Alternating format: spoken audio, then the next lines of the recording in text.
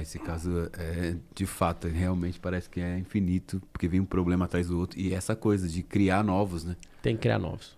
Só que esses antigos que estão aí e a mentalidade parece que de renovar mesmo, tal, né? Tem muita coisa antiga, muita coisa ultrapassada e muita dificuldade de renovar ali as leis e tal. Como que é? Ó, vamos criar um problema novo agora?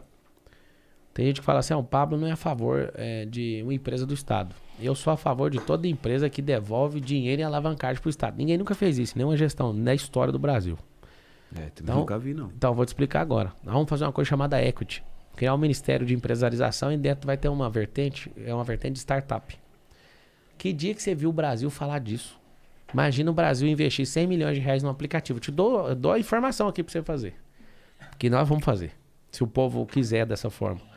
A gente, ao invés de pegar esse Uber, que captura, né? Sucateia os carros, põe os caras pra ralar pra caramba, mó da hora, né? Leva o capital pro estrangeiro, fica... toma só um dinheirinho lá, né? 25% dos caras. Os caras não ganham grana, mas ficam movimentando caixa. Sabe o que acontece? A gente pode muito bem, como Brasil, abrir uma empresa brasileira, uma startup, investir 100 milhões, rodar esse aplicativo em poucas semanas. Uma empresa pública? Pública? Ah, não. Amigo, deixa eu te contar, você Pelo não entendeu, amor de né? Deus, não fala Posso isso. terminar ou não? Pode, mas... Não, então ouve, eu vou te mostrar. Sabe o que é equity? Não, explica aí. Então vamos lá. É a primeira vez que você vai ouvir junto com um monte de gente. Sabe o que é o negócio?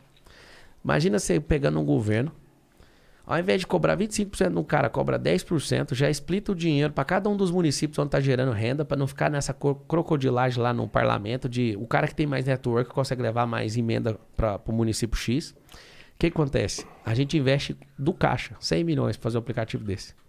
A Uber vai ter que baixar. O governo começa a capilarizar isso em todas as cidades. Aqui está o detalhe. Essa é uma estatal que em menos de 2, 3 anos vale bilhões. Aí o que a gente faz? A gente vende isso pro setor privado, recolhe isso pro caixa. Ninguém nunca fez isso. Não fez porque ninguém pensou. Você sabe por quê? Porque eu faço isso no setor privado. Pois é, no setor privado... E tem como fazer claro. isso. E claro que tem como fazer isso. O que impede a gente fazer isso no governo?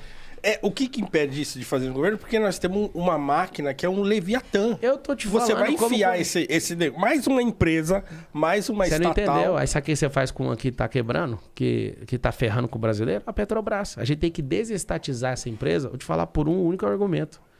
Até 2030, todas as empresas de automóvel, as fábricas, não vão mais fazer carro a combustão. A gente tá com o elefantão na mão. O que a gente tem que fazer? A gente precisa desfragmentar essa empresa, trazer refinaria para o país, ou só ativar 5 plataformas da Petrobras, que era a estratégia de ter a própria refinaria. Cara, se a gente fizer isso, né, quebrar o monopólio, dividir isso em umas 10, 15 empresas, é obrigatório a Petrobras vender combustível abaixo de R$5.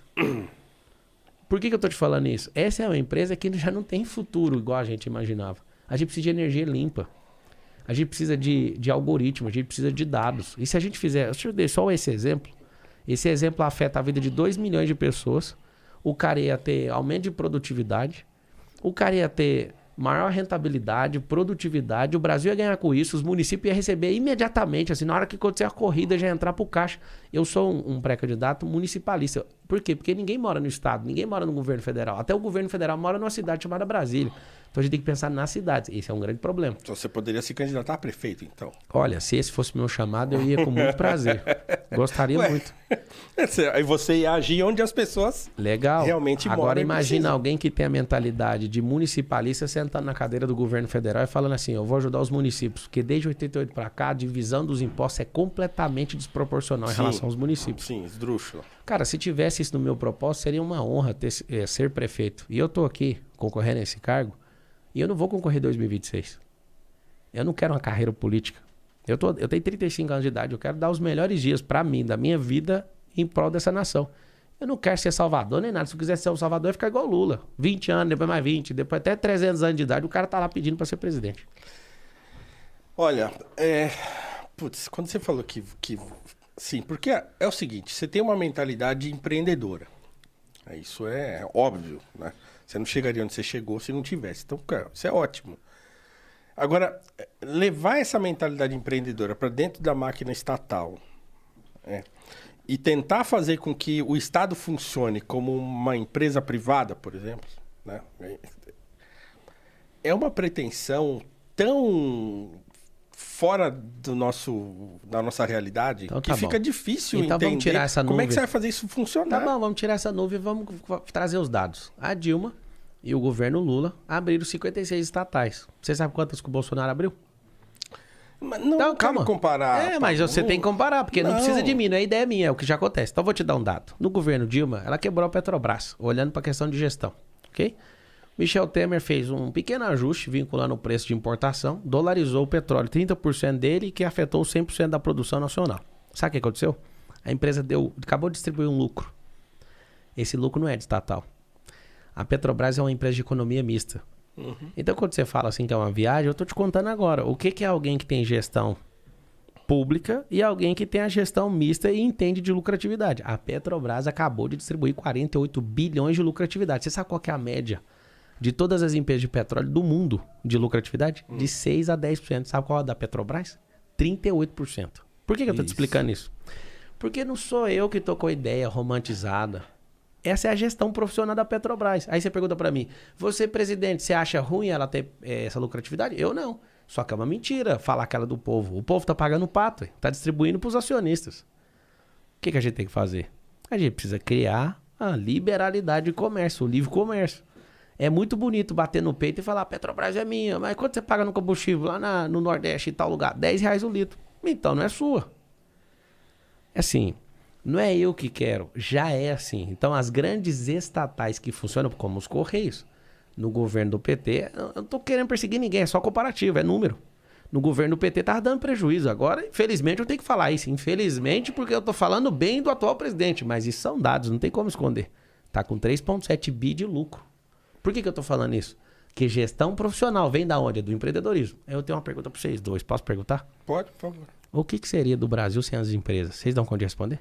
Sem o quê? Sem as empresas. Tem 19 milhões de empresas. O que aconteceria com o Brasil? Não, quem faz a empresa, o Brasil funcionar são as empresas. Então não é eu que tenho visão empreendedora. O Brasil só funciona se tiver empresa. Não, tudo bem, mas o Brasil funciona, como é que se diz? Não, foi você que falou. Ué. Em detrimento do Estado. O Estado brasileiro atrapalha o empreendedor brasileiro. Não, atrapalha. A gente tem que reduzir essa carga tributária. Mas é o que eu tô te falando. O que eu tenho que fazer? Você criar uma estatal, caramba. Qual o problema de criar estatal? Não é do demônio, não. Ué. Não tô dizendo que é do demônio. Eu tô dizendo que assim, ao mesmo tempo que você fala que quer abrir criar o livre comércio, claro, você quer criar uma estatal. Coisa. É porque é o seguinte, você só vai ver uma pessoa de esquerda. Uma pessoa de esquerda vai falar pra você assim, tem que ter muito estatal. Você vai pegar um cara de direita, o que você acha que ele vai falar? Mínimo Estado. Não é mínimo. Pra mim é potência de Estado. É questão de estratégia. Vou te falar, se a gente fosse falar assim, vamos pro espaço.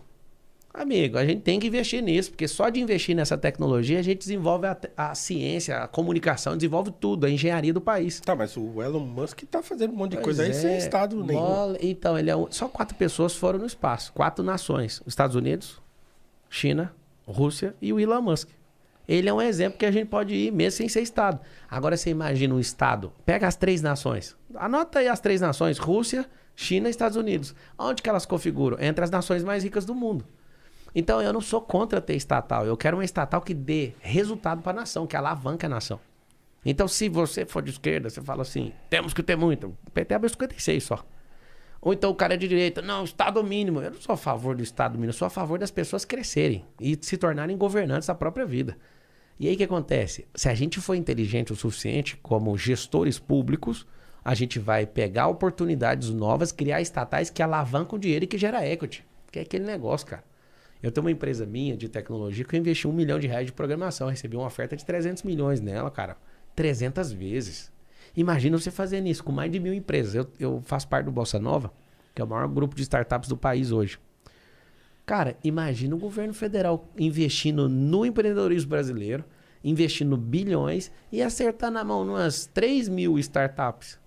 A alavancagem que ia dar no país de geração de emprego, e imposto e principalmente, imagina, o retorno disso pro caixa para cobrir os 80% de rombo de endividamento público.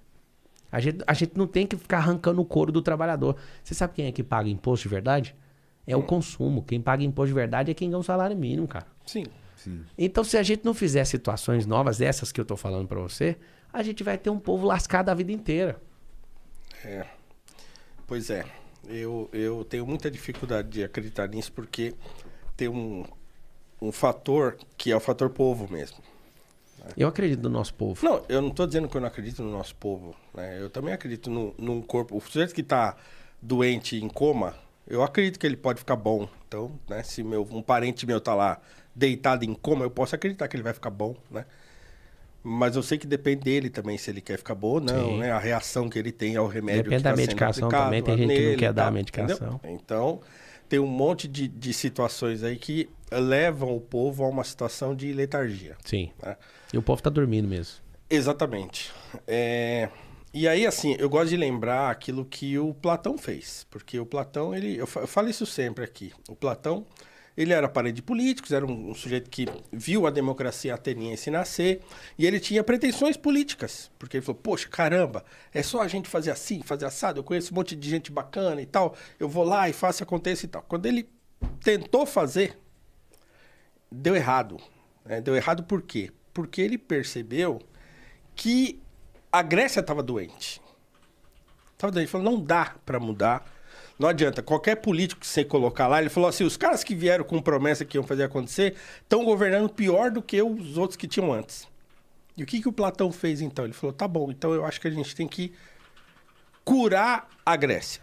Ele abriu uma escola. E ele foi ensinar, ele foi preparar pessoas para governar. Também. Mas é isso que a gente tá fazendo também. Certo? Nossa produção tá sinalizando aqui sobre Nossa, nós estamos... Já acabou? Ô, mano, achei que a gente ia quebrar o pau aqui. Nem comecei. Se Pois quiser dar o seu recado final... Você... Vontade, não, peraí. Cara, eu vou ter que voltar aqui, Peraí. Você vai ter que voltar aqui. Vou ter que voltar pelo amor mesmo. de Deus. Porque eu sei esquentar agora, mano. Porra, Então. eu não fiz nenhuma pergunta que eu queria fazer. Faz um aí, pô. Não, porque eu vou... Claro, eu tenho ordem na coisa, né? Bater, né? Eu tenho ordem no negócio, não posso bagunçar aqui. Não, mas assim, você precisa prometer pra gente aqui no ar. Bora lá. Do No Ar Podcast. Você vai voltar aqui, pô. Ó, eu sou político agora, eu não posso fazer essa promessa. Não faça. Você tem que... Não, agora a minha vontade é de Pô, voltar mesmo. eu vou lá na internet, lá ligo nos programas que você foi, tudo tem uma hora e pouco, e aqui você vai ficar 15 mil, você vai correndo. não pode. Então eu prometo. Pronto. Diga que eu prometo. Vocês viram, hein? Eu volto. Então, tudo bem. Voltarei. Volte, pô. Tem um monte de coisa legal pra falar, poxa, assim. Eu acho interessante essa tua... Você é professor de história? Não, sou professor de filosofia. Filosofia. Eu acho interessante o seu gás, entendeu? Eu só tenho dificuldade de entender como é que isso aí vai funcionar nesse troço que tá emperrado. Então, vamos lá. Esse troço chamado Brasil. Eu termino, então, por hoje falando isso. Existe um jogo. A política nacional é um jogo e tem as regras. Ninguém muda a regra do jogo se não tiver a maioria.